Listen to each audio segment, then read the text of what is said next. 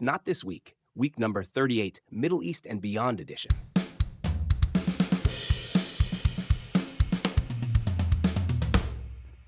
Imagine expecting fireworks and getting a sparkler that fizzles before it's even lit.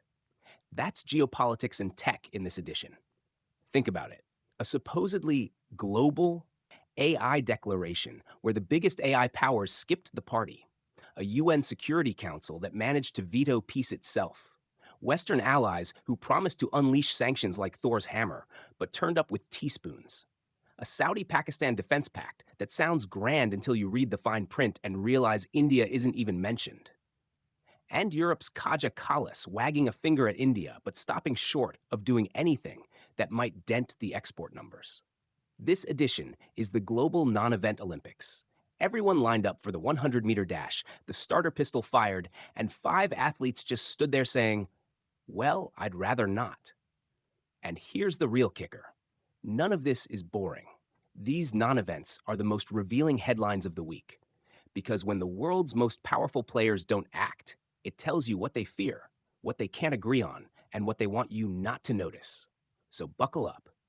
This isn't the edition where peace broke out, where alliances held firm, or where declarations actually declared anything.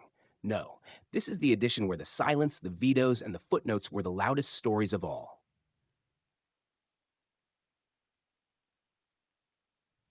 We live in an age addicted to action. News cycles thrive on spectacle. A breakthrough, a betrayal, a blow-up. The media loves something happened. But what if the real story is that the world's biggest players are quietly, almost theatrically, not doing the things everyone thought they would? That's what defines this edition. We're not talking about trivialities here. We're talking about non-events in the heart of global politics, technology, and diplomacy. These are moments where the world braced for impact, only to discover the missiles weren't launched, the agreements weren't signed, and the sanctions weren't dropped. And that gap between expectation and reality is not just funny, it's telling. Take the AI declaration in Paris.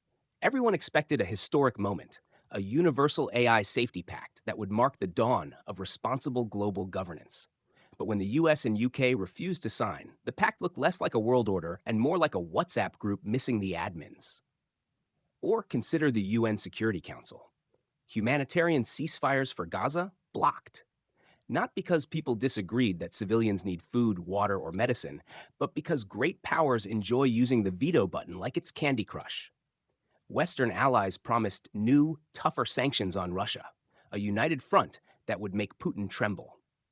What did we get instead? A press conference where leaders tripped over each other's caveats, and the sanctions front looked more like a picket fence with gaps big enough to drive an oil tanker through. Saudi Arabia and Pakistan announced a mutual defense pact. Big words, bold headlines. But the part everyone was waiting for, does this mean Saudi will back Pakistan in a future war with India, wasn't actually in the deal. Strategic ambiguity, dressed up as solidarity. And finally, Kaja Kallas, the EU's foreign policy hawk, commented on India's cozy energy ties with Russia. Surely this was the moment Europe would make trade conditional, right? Wrong. Instead, it was another round of "we disapprove, but we still need your market," words without teeth. So what's the common thread? Ambiguity, vetoes, non-decisions, half measures. A world of leaders acting like teenagers in group projects, lots of statements. And while Paris failed to tame the machines, New York was busy failing at something far more human, stopping a war. The Paris AI Declaration, that wasn't universal. Picture Paris, the city of lights, croissants, and declarations that sound better in French. World leaders, policymakers, and tech moguls gathered in a glossy conference hall with the energy of a Davos reunion, ready to save humanity from its own algorithms. The banners promised history, a global AI declaration for the future. Now, if you've ever attended a corporate offsite, you know how this goes. There's a PowerPoint with dramatic fonts. Someone references Einstein, and eventually everyone signs a piece of paper that ends up in a drawer. But this was supposed to be different. This was AI, the technology that's meant to either cure cancer or convince your toaster to start trading crypto. Surely, all the big players would hold hands, sip champagne, and agree to guardrails.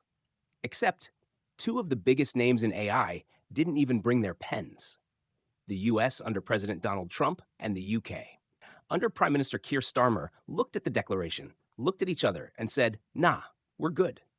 And just like that, the global AI pact lost most of its gravity. Imagine throwing a wedding where the bride and groom RSVP maybe. That was Paris this week. Why the cold feet? Officially, Washington and London mumbled something about differences in approach and the need for flexible innovation frameworks, which is diplomatic code for we'd like our corporations to stay in charge. Merci beaucoup. Let's be clear, the declaration itself wasn't revolutionary. It wasn't binding. It wasn't a law.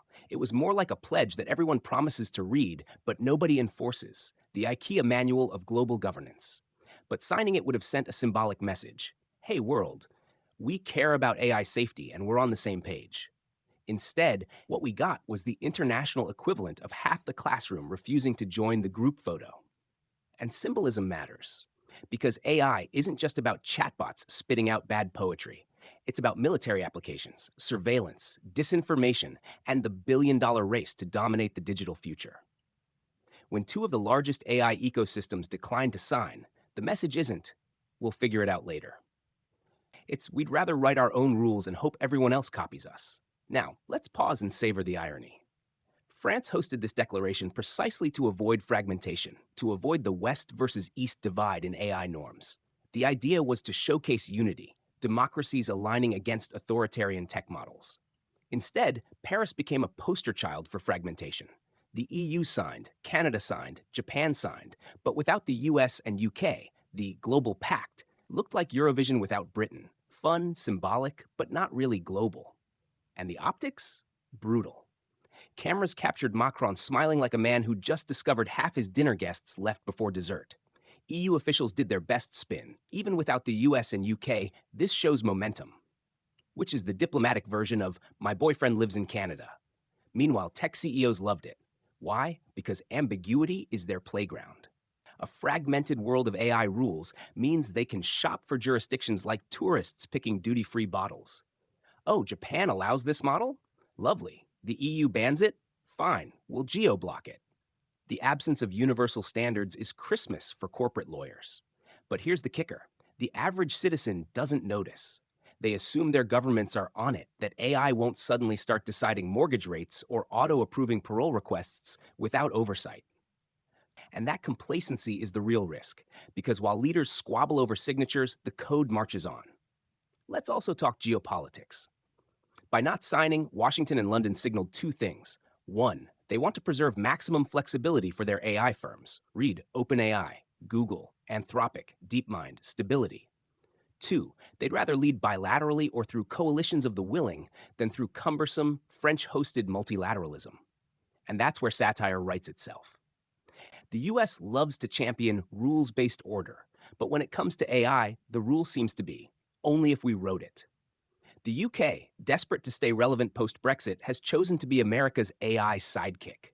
Think Robin to Washington's Batman, except Robin refuses to wear the French beret.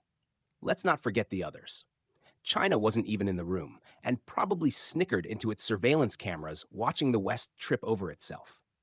For Beijing, the message is simple. We'll keep building our AI empire. You keep arguing about signatures. Russia, meanwhile, barely pretends to care unless AI can help automate troll farms. So what's the consequence of this non-event? It's not immediate chaos. The world didn't end because Trump and Starmer didn't scribble on the dotted line. But the long-term impact is fragmentation.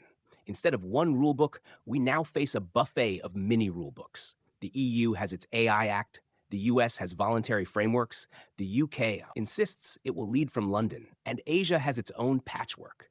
This is like inventing traffic lights and then letting every country choose their own colors. In Paris, red meant stop. In Washington, red meant move fast and break things. In London, red meant ask the Americans first. And the irony? These leaders were supposed to prevent exactly that. The declaration was marketed as a never again moment. Never again will technology outpace regulation. Instead, Paris showed us again and again.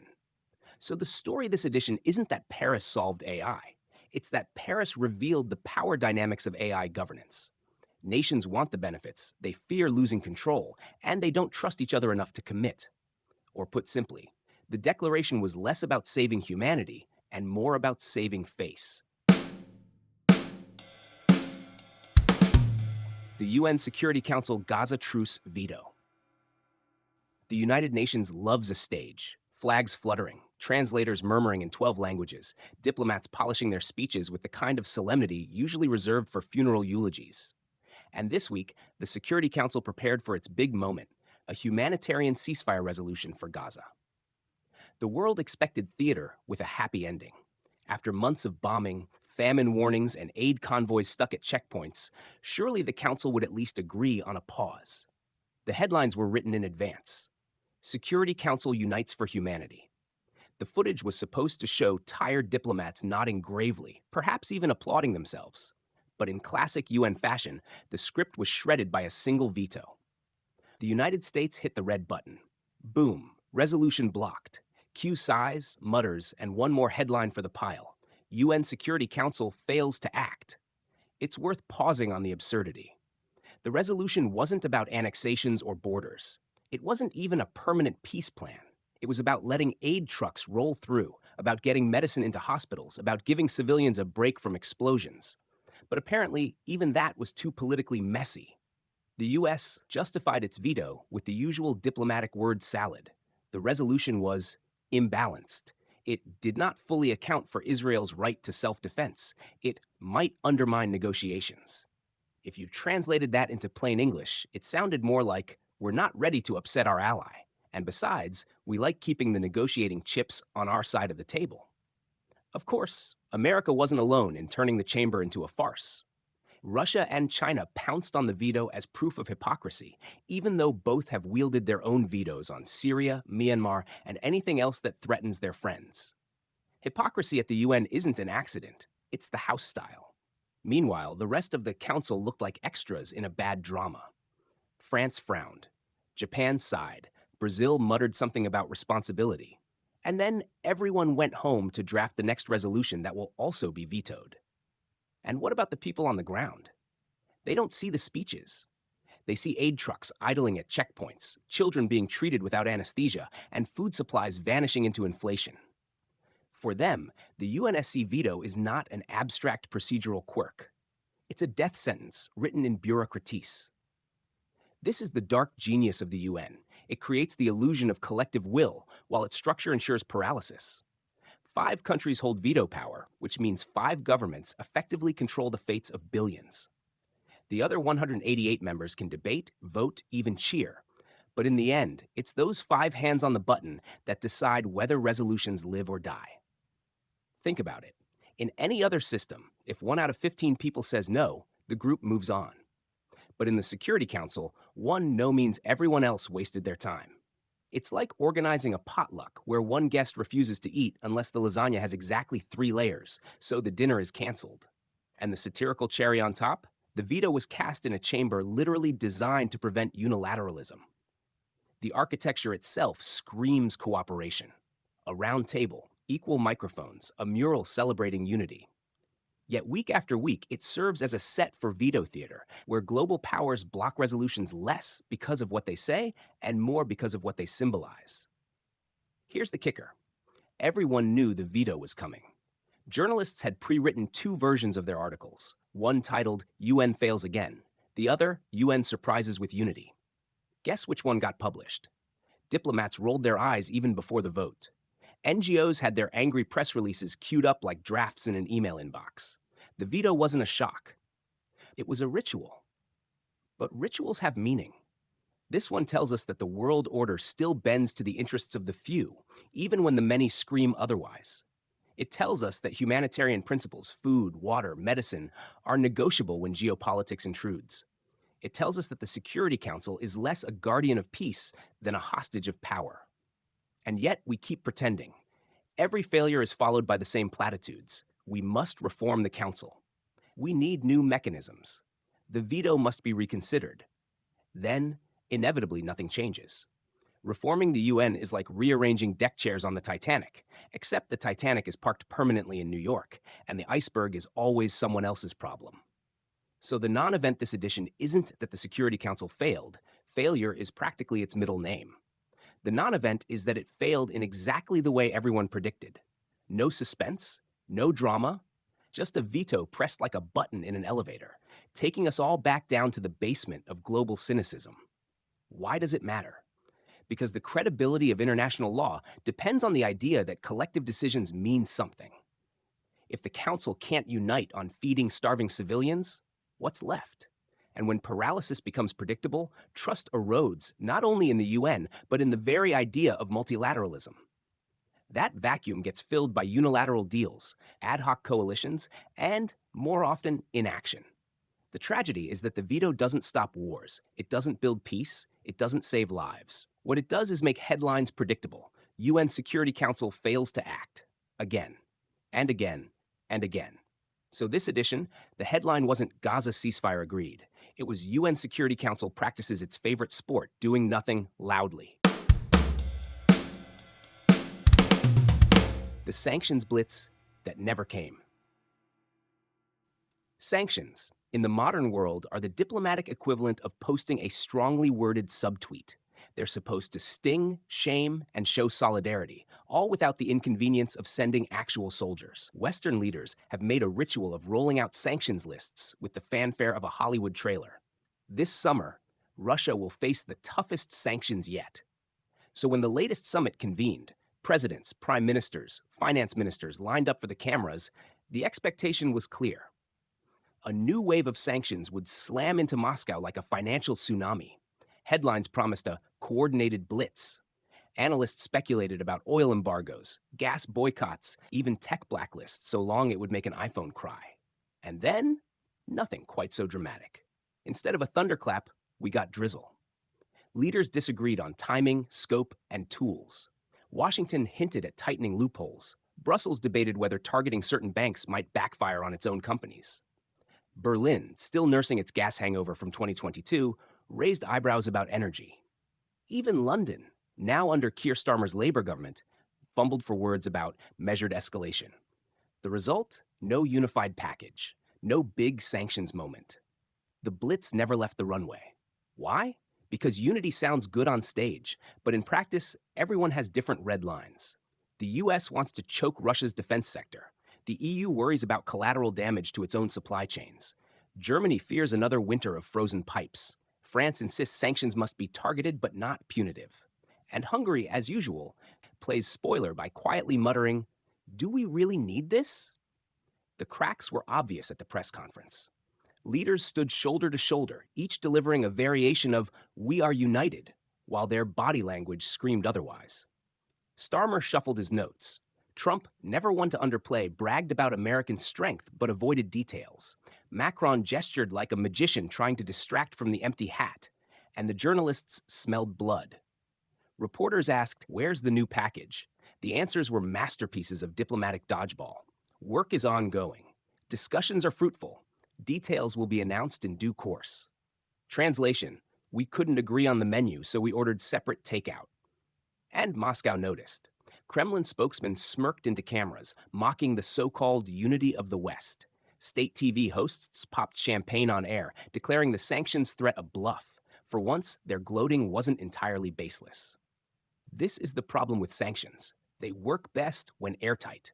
One leak and the whole ship sinks. Russia has proven adept at exploiting those leaks, rerouting oil through friendly ports, using shadow tankers, and laundering trade through third countries. A sanctions regime without unity is like a dam with holes. It looks impressive until you realize the water's still flowing through. What makes this non-event especially rich is the choreography around it. Before the summit, newspapers screamed, "Allies prepare hardest hit yet."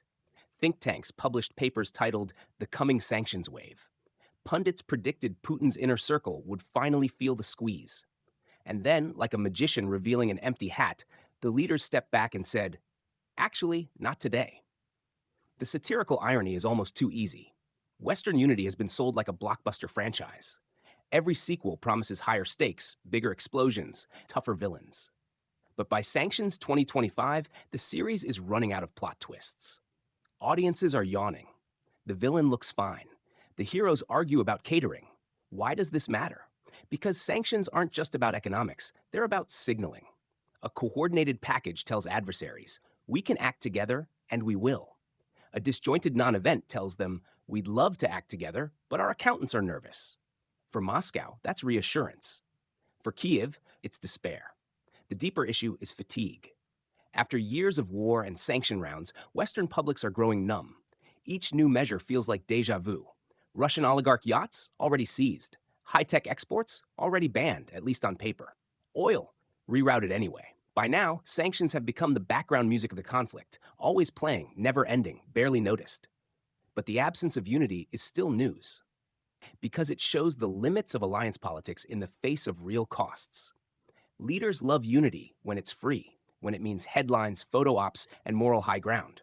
But when unity means higher gas bills, slower growth, or awkward questions from voters, suddenly unity has fine print. So the non-event here isn't just the lack of sanctions, it's the exposure of Western divisions at exactly the moment they hope to project strength. Instead of a sanctions blitz, we got a sanctions whimper. Instead of a united front, we got a crowded stage of leaders reading different scripts. And yet, the spin machine whirred on. Press releases used words like robust and decisive. Diplomats insisted unity has never been stronger. The dissonance was almost comical, like a band playing out of tune while insisting the harmony is perfect. In the end, the most accurate headline was the one nobody wanted to write. Sanctions blitz canceled due to lack of participation.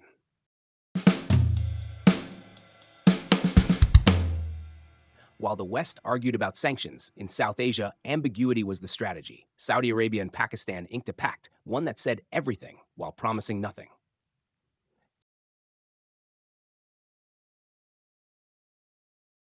The Saudi-Pakistan Defense Pact that tiptoed around India. If there's one thing Riyadh excels at, it's spectacle. From futuristic megacities in the desert to boxing matches staged under chandeliers, Saudi Arabia knows how to make headlines shimmer. So when news broke that Saudi Arabia and Pakistan had signed a mutual defense pact, the stage was set for drama. Cue the speculation. Analysts whispered, does this mean Saudi jets in Pakistani skies? Will Riyadh now guarantee Pakistan's security against India? Will South Asia wake up to a new axis of power, backed by petrodollars and military might? The expectations were enormous, partly because Saudi-Pakistani ties have long been cloaked in money, mystery, and occasional military gestures. And then came the fine print. The mutual defense agreement, signed with handshakes and solemnity, avoided the one thing everyone wanted to know. What happens if Pakistan and India clash? Not a word. No clause. No hint. The deal promised cooperation, training, vague commitments to collective security against aggression. But the text danced around India like a cat tiptoeing around a puddle. For Pakistan, this was supposed to be a diplomatic jackpot. After months of economic turmoil and IMF scoldings, Islamabad wanted to show its people and its rivals that it had the kingdom's backing. The optics, look, Saudi Arabia is with us. But the reality? Saudi Arabia had given them ambiguity, glitter-wrapped, oil-scented ambiguity. For India, the reaction was predictable. Commentators flooded primetime panels. Is this a threat? Is Riyadh siding with Islamabad? Should New Delhi recalibrate? But seasoned diplomats noticed the silence in the agreement. It wasn't a blank check for Pakistan. It was more like a store gift card with the expiry date smudged off. Why the ambiguity? Because Riyadh has bigger fish, or oil rigs, to fry. The kingdom is trying to court global investment, maintain relations with Washington, play nice with Beijing, and keep energy markets stable. Siding explicitly with Pakistan against India would torpedo trade ties with one of the fastest-growing economies in the world. So instead, the Saudis signed a pact that sounded grand while committing to almost nothing. This is classic Saudi diplomacy. Maximum headlines, minimum obligations. It's like promising to bring dessert to a dinner party, then showing up with a bag of dates and saying, share wisely. For Pakistan, the ambiguity stings. They wanted clarity, a security guarantee, a firm line drawn in the sand. Instead, they got strategic partnership, which sounds impressive, but translates to, we'll call you back. Islamabad's leaders paraded the deal at home as a win, but the subtext was obvious. When it comes to India, you're on your own. And for Riyadh, mission accomplished. They got to posture as Pakistan's friend without actually committing to defend Pakistan if things go sideways. They kept leverage over both Islamabad and New Delhi, turning themselves into indispensable arbiters in the region. But here's where satire sharpens the picture. Imagine a prenup where one partner insists, "I'll always be there for you," unless it's awkward. That's essentially what this pact says. A marriage certificate with invisible ink, a security guarantee with an asterisk. Meanwhile, media coverage outside the region barely blinked. For global audiences, Saudi-Pakistani defense ties are background noise. But in South Asia, the unspoken India clause, or rather, the absence of it, was the only story that mattered. Every headline screamed, "Mutual Defense Pact signed." The quieter subtext whispered, "But don't expect Riyadh to show up when the border flares." Why does this non-event matter? Because it shows the limits of flashy diplomacy, because it reveals that even allies have ceilings, and Pakistan just discovered Riyadh's. And because India now knows that Saudi Arabia, for all its oil wealth and regional swagger, is unwilling to sacrifice trade and global partnerships for Islamabad's battles. Of course, Islamabad tried to spin it differently. Officials insisted the pact meant a new era of cooperation. State TV ran glowing segments with graphics of fighter jets and crescents. But the savvy public could tell this wasn't a shield, it was a handshake. And therein lies the satire. A defense pact that defends nothing specific. An agreement that everyone interprets differently. A non-event dressed up as history. So the headline wasn't, "Saudi Arabia backs Pakistan against India." It was, "Saudi Arabia masters the art of saying everything while promising nothing." And for Pakistan, that may be the most painful kind of friend, the one who shows up for the photo op but disappears when the fight starts. And just as Riyadh dodged clarity, Brussels stumbled into candor, courtesy of Kaja Kallas on India. The comment that echoed Kaja Kallas, Estonia's prime minister turned European Commission president, has a reputation for bluntness. In Brussels, she's known as the leader who doesn't sugarcoat Russia's crimes, doesn't dodge when talking about NATO, and doesn't flinch when calling out authoritarian regimes. She's made a career out of turning small country realism into big stage rhetoric. So when she recently turned her gaze eastward and commented on India's balancing act between the West and Russia, ears perked up. After all, India isn't Estonia. It isn't small, it isn't peripheral, and it isn't easily lectured. For Brussels to weigh in on New Delhi's choices is to poke a dragon while standing on a soapbox. What did Kallas say? Nothing outrageous on the surface. She noted that India cannot expect to sit at both tables forever, buying discounted Russian oil while seeking deeper ties with the EU and G7. In diplomatic terms, it was a nudge. In Indian media, it landed like a slap. Television anchors erupted. "Who is Kaja Kallas to tell India what to do?" screamed one. Social media hashtags demanded respect for India's sovereignty. The subtext was unmistakable. Europe may be used to lecturing Eastern Europe, but when it tries that tone with South Asia's largest power, it hits a wall of national pride. And the irony? Kallas wasn't wrong. India has been walking a tightrope since Russia invaded Ukraine, condemning violence in abstract terms while buying barrels of cheap Russian crude in concrete ones. It's the foreign policy equivalent of humming loudly while shopping in the discount aisle. But pointing this out publicly is like commenting on someone's messy kitchen while they're hosting dinner. Technically accurate, but socially suicidal. Why did she say it? Because Brussels, under her leadership, wants to project moral consistency. Europe can't spend years punishing Russia only to watch India fund the Kremlin through oil purchases and weapons deals. Kallas has built her career on saying the quiet part out loud, that power politics without values is just opportunism in a suit. But here's the rub. Europe needs India too. Not just as a market, but as a geopolitical partner against China. Lecturing New Delhi risks pushing it closer to Moscow, or worse, into a more transactional stance with Beijing. For every Estonian soundbite, there's an Indian strategist rolling their eyes and saying, "We'll buy oil from whomever we want, thanks."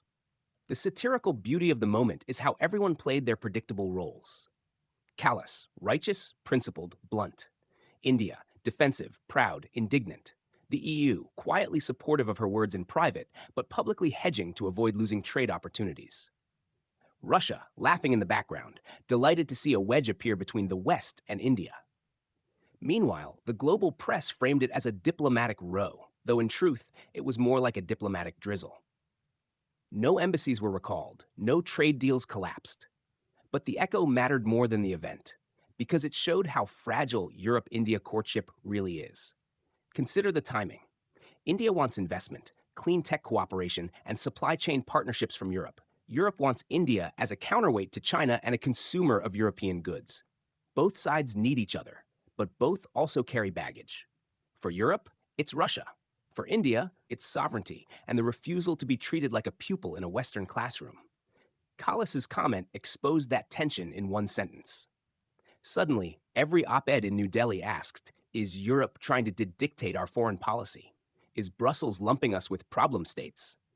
And every think tank in Brussels asked, if India won't move closer to us on Russia, how reliable can it be in the democratic alliance against authoritarianism?